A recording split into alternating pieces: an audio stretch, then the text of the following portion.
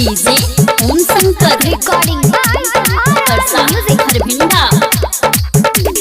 हंस सवारी क के मिथिला नगरिया आबै छे बाटै ले ज्ञान रे, आबै छे बाटै ले ज्ञान रे। हंस सवारी क के मिथिला नगरिया आबै छे बाटै ले ज्ञान रे। देतो बिना बाली जब ध्यान रे त हो जइबे जग में महान रे। देतो बिना बाली जब ध्यान रे त हो जइबे जग में महान रे। हंस सवारी क के मिथिला नगरिया आबै छे बाटै ले ज्ञान रे। देतो बिना बाली जब ध्यान रे त हो जइबे जग में महान रे। देतो बिना बाली जब ध्यान रे त हो जइबे जग में महान रे।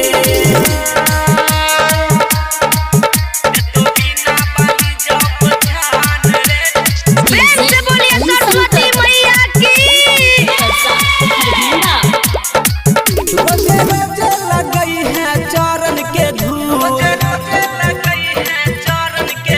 लिखो पढ़ो में रहबे पावर फूल।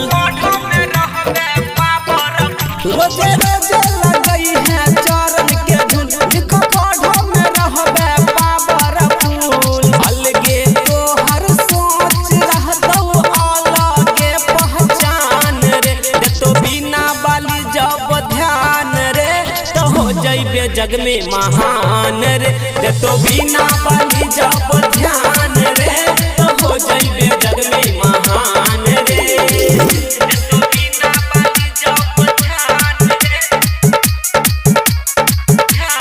डीजे ओम शंकर परसा हरभिंडा। देवी माँ बीना वाली भर देतौ रे तोहर झोली खाली। देवी माँ बीना वाली भर देतौ रे तोहर झोली खाली।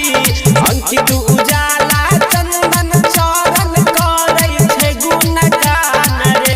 देतो बिना बाली जब ध्यान रे तो हो जइबे जग में महान रे। देतो बिना बाली जब ध्यान रे तो हो जइबे जग में महान।